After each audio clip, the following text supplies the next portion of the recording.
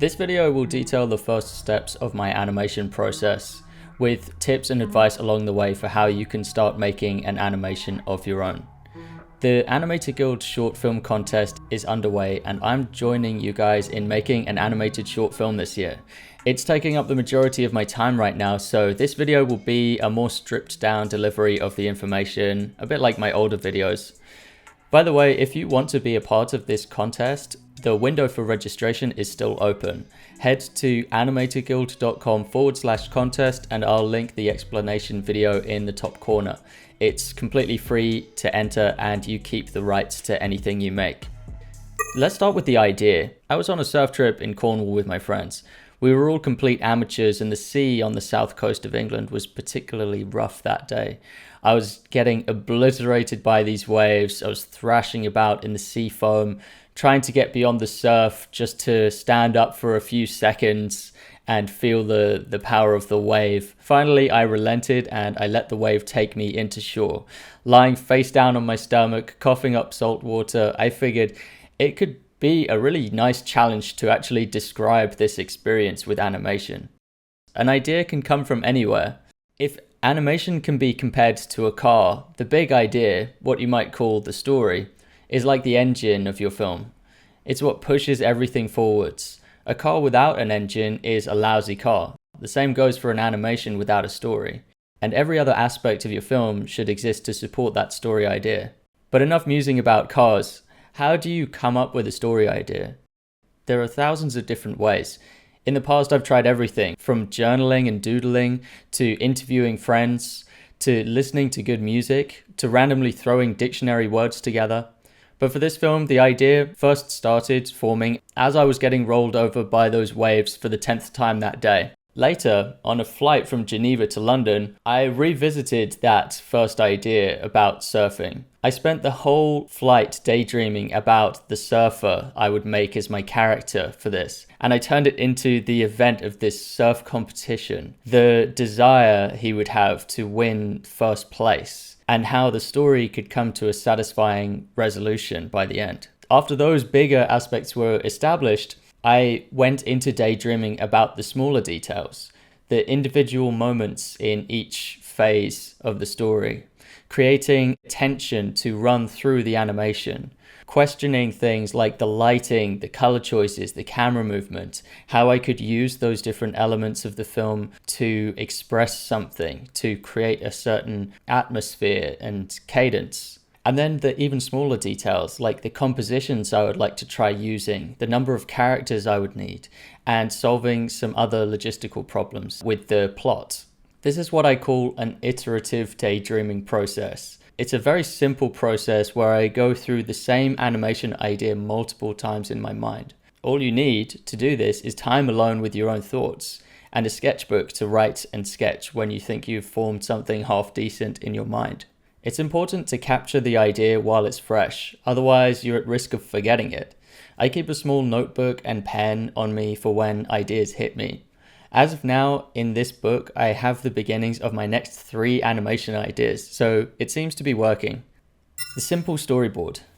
Shortly after the flight, I tested positive for the virus, which honestly was a blessing in disguise. For a few days, I locked myself away in the hotel room to avoid spreading it to anyone, and during that time, I drew the whole story in a series of crude pen drawings. Even though there was no option to erase with this pen, I tried to make the sequence of drawings as clear and cohesive as possible so that I could later show it to my friends. Some important things to explore in this early storyboard stage are the character's point of view, condensing characters and plot points into something simple, getting the plot to unfold in a coherent step-by-step series of shots, trying to depict the character's feelings and emotions visually, creating a conclusion that hits, controlling the ambiguity versus clarity. There are some things that should be clearly explained in your story and other things that should only be implied and left to the audience's imagination.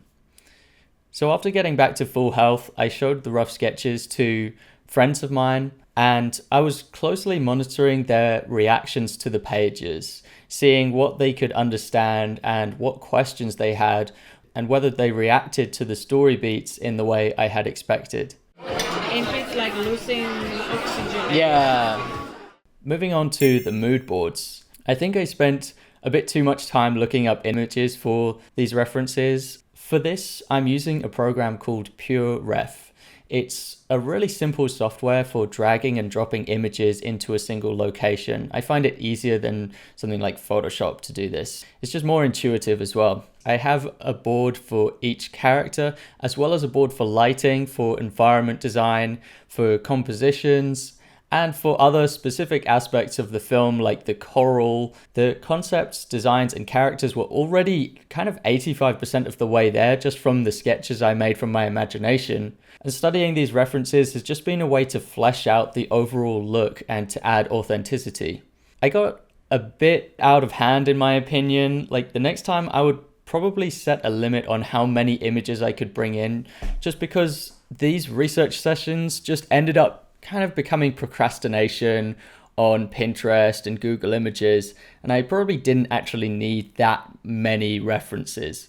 For the designs, the character designs, location designs, drawing style can all be improved later, but I did make some exploration sketches of the characters to try and tie them down to a certain look. I'm not really worried in the storyboard stage of every drawing looking really consistent though. Normally I just keep this idea in my head, but I've drawn it for you here just to show you as an example. I like to set up an invisible 180-degree line of action in my scene. This diagram shows what screen direction the characters will be moving in and when. For mine, it always has a very simple spatial design. When the characters are running out to sea, they will always be going from screen right to screen left in this example. When the characters return back to the beach, they are always moving from screen left to screen right. There are a few exceptions in there, but this is the general rule I set for this animation. And it makes the actions very easy to read, and it makes the space understandable, even in the close-up shots. The choice of moving from screen right or screen left is actually irrelevant, but it only matters that it is a consistent overall movement within your scene or within your short film. Now moving on to the actual storyboard, I bought this nifty little device to keep my sketchbook open on a specific page. I've been redrawing the sketchbook pages as 16:9 compositions in TV Paint. With this new round, I'm given more opportunities to think of more aspects of the animation, such as the spatial design of the scene, the continuity between shots, adding a shot in when an event needs clarifying, and then taking a shot away when an event has already been understood and is now getting boring. Also, trying to add in some inspiring compositions that I want to try. Some of these shots that I was trying have proven to be more difficult than others. It took a lot of sketches to get the angle for this shot to read clearly. As an example, I ended up going with one of my later iterations. So some of the shots you try might need some experimentation and some iterations before you get them right. Planning your process. It can be good at this stage sometimes to think through your upcoming animation pipeline. As I draw the shot, I think to myself, how am I going to render this animation? For some of the underwater shots, I'm considering how I can use textures, alternative software, and compositing techniques to make them look more wet, I guess, more watery. Sometimes a shot may be so costly to produce that it would make sense to just shoot it at a different angle or imply the event with a clever editing and sound design. For example, in my animation, I want there to be a crowd, but I'm also trying to save time by not actually having to draw the crowd in all of its detail. Now moving on to the animatic. The animatic is where you add time and sound to your storyboards. It's a video where you show one storyboard after another in sequence, and it should give the viewer an early overall impression of your animation. I export my storyboards as an image sequence from TV Paint and then import them into Adobe Premiere. I just drag and drop them all at once into Adobe Premiere. And from there, I'm cutting each board to a specific timing and adding temporary sound and music. Some people like to make really detailed animatics. Other people make very simple stripped down animatics with just scribbles. I would advise to not get too caught up in the details just yet. It's better to look at the bigger picture and save the details for when you go in to animate it. Reviews. Now that I have a rough cut animatic, I can show it to people and it gives them a better feel for what the animation will look like. I can also show it to the rest of my team, like my sound designer and music composer, so that they get a better idea of what we're working on. And they have more time to work on the sound aspects of the animation while I'm working on the animation aspects. This is a really fun, exciting part of the animation process, in my opinion. Even without the frame-by-frame animation, your animation is now starting to become a reality. People want to see your animation. They feel privileged and valued to be asked for feedback. It can also be a bit stressful though, because sometimes people make suggestions for things that you don't know how to implement. But it's much better to solve your problems in front of you where you can see them than to leave them hidden until the end of production. Trust me, you don't want to cut a shot that has already been animated frame by frame. That would just be a horrendous waste of time. Iterations. So this process I'm talking about, with making the animatic and then giving it to people for them to review and give feedback on. This is a process that I might go through several times before I'm happy with the animatic. I just want to be really confident with my animatic before I take it to production phase, where I will then make a shot list and start the keyframe animation process. Well, that kind of summarizes my pre-production process on this film that I've been making and the process that I could maybe recommend for you to try for yourself.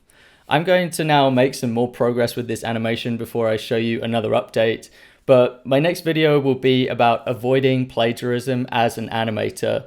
I think it's quite an important discussion and it's one that I've had a lot of questions about, so make sure you subscribe to my channel so that you don't miss it. Also, if you want to see more advanced in-depth tutorials on the animation process, make sure you go to animatorguild.com. I have thorough in-depth courses on the animation process over there. Because you've watched till the end of this video, I think that this video that you see right here in front of you will be a really good video for you to watch. It will give you a lot more information that you'll find very useful. Okay, I'll see you in the next video. Goodbye.